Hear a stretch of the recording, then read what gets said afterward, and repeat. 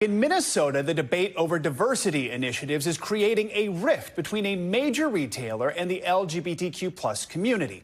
Twin Cities Pride recently announced that it's excluding Target from this year's parade and festival, scheduled to take place in June. Target is based in Minneapolis and has long been a major supporter of Pride events, visibly and financially. Late last week, the retailer announced it was rolling back its DEI programs. DEI stands for Diversity, Equity, and Inclusion. In a memo sent to staff Friday and viewed by CNBC, Target said in part, many years of data, insights, listening, and learning have been shaping this next chapter in our strategy. And as a retailer that serves millions of consumers every day, we understand the importance of staying in step with the evolving external landscape now and in the future, all in service of driving Target's growth and winning together.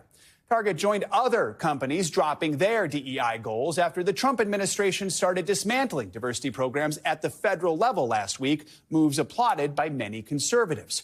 But over the weekend, Twin Cities Pride called Target's rollback, quote, the straw that broke the camel's back, kicking the company out of this year's Pride events.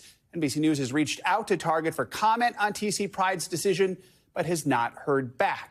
I'd like to note I voluntarily emceed the Twin Cities Pride Parade back in 2009, but have not been involved with the organization since. With that, joining us now to discuss this further is Andy Otto, the executive director of Twin Cities Pride. Andy, good to have you with us. Thanks for joining us for this discussion. I have to ask, with Target being such a huge sponsor over the years, how hard was this decision for you?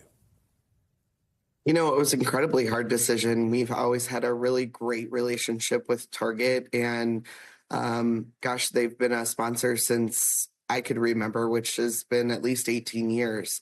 So it was an incredibly hard decision, but one that needed to be made, unfortunately. Do you hope this accomplishes, and do you worry that it could backfire in any way or create a slippery slope when it comes to partnering with companies? You know, I think that this opportunity was a chance for us to say this stuff has got to stop.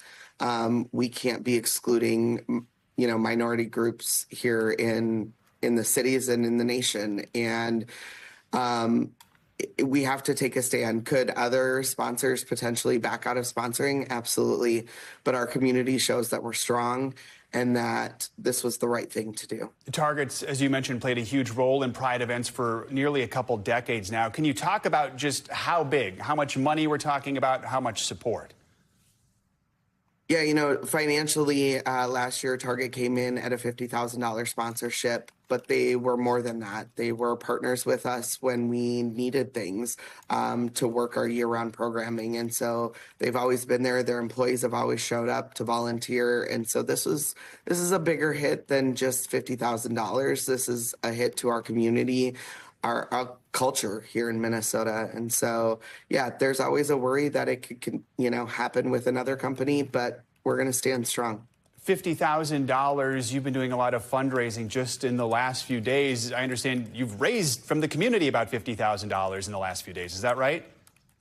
Yes. After posting the donation website, we were able to achieve over $50,000 in less than 24 hours. How do you feel about that? It's amazing to see what the community can do when you call to action on them. I understand you are supposed to speak with Target today. Is that right? I mean, have you heard from the retailer at all since you made this announcement? I do. Like I said, we've had a great relationship with Target, and I continue to have that open door with them, but I do have a conversation with them today, this afternoon. What do you hope happens? I mean, is it possible you could change your mind and bring Target back into the fold? What would that take? I think that there is always an opportunity for things to change. And I would say this year, that's not an option for them. But I hope that this shows them the impact that these decisions have on the community, not just here in Minnesota, but across the U.S. And so my hope is that they'll take a look at this and we can work together to create a position where we're bringing these initiatives back. Company-wide, Target has more than 400,000 employees. Many of them are in Minneapolis. That's where the headquarters is. What are you hearing from LGBTQ plus employees? Do they support this, or are they disappointed you made this decision? All of what I've listened to from these employees has all been positive.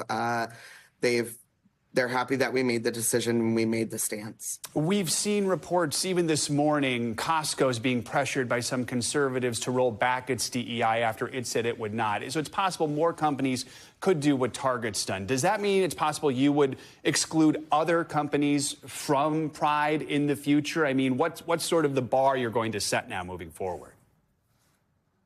This is the bar, and no other company is any different than Target. If they choose to make those decisions and put policies in place that could hurt our community, then we have to make that stand and we have to say no. And we are willing to make that decision.